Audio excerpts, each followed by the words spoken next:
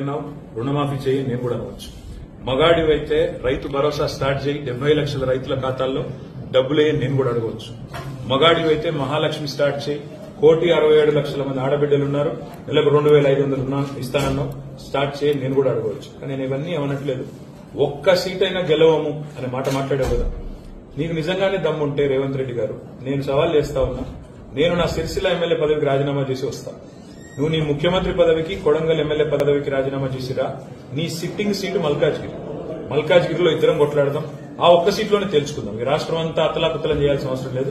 ఆ ఒక్క సీట్లోనే నేను వస్తాను మా పార్టీ తరఫున, నీ తరఫున నువ్వురా, నీ కాంగ్రెస్ పార్టీ తరఫున అక్కడ తప్పకుండా తెలుసుకుందాం. ఎందుకంటే ఒక్క సీటు గెలవను అని మాట్లాడుతున్నాం. మరి నీ మల్కాజ్గిరి పార్లమెంట్ సీట్లో అసలు ఎన్ని ఎమ్మెల్యేలు గెలిచింది కాంగ్రెస్ పార్టీ? గుండు సున్నా. ఎంతమంది కార్పొరేటర్లు గెలిచారు నీ మల్కాజ్గిరి పార్లమెంట్ పరిధిలో?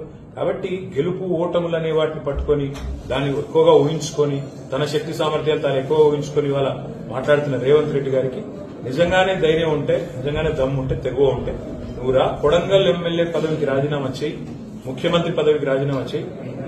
మన మల్కాజ్గిరిలో నీ పార్టీ అభ్యర్థిగా నువ్వురా, నేను కూడా నా ఎమ్మెల్యే పదవికి రాజీనామా చేసి నేను కూడా వస్తాను. అక్కడే తెచ్చుకుంటాను.